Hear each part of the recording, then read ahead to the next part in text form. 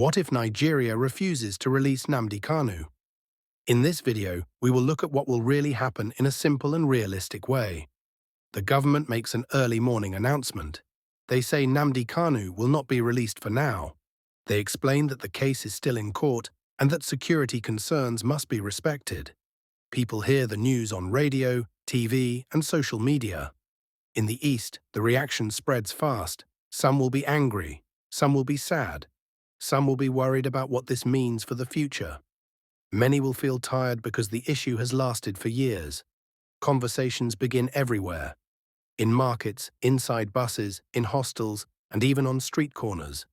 Everyone wants to know what will happen next. Because of the news, more checkpoints appear on major roads.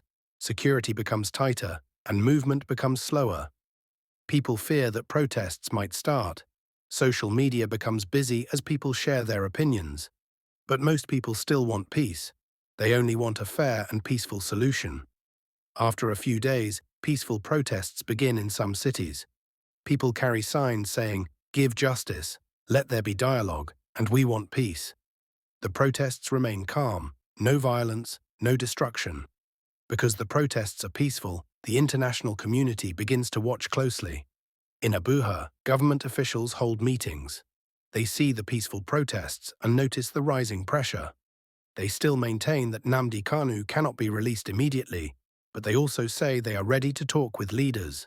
Traditional rulers, religious leaders, elders, youth groups, and businessmen come together. They agree that Nigeria cannot continue in tension.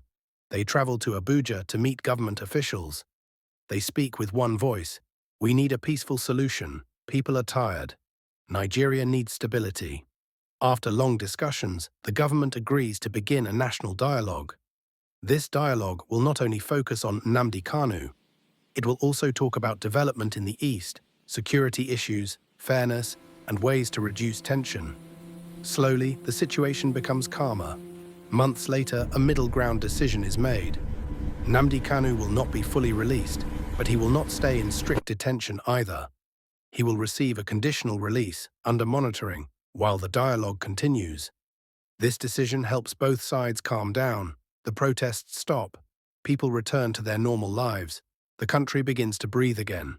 This story teaches one simple lesson. When government and citizens talk honestly, peace becomes possible. And when people choose dialogue instead of violence, solutions can come step by step.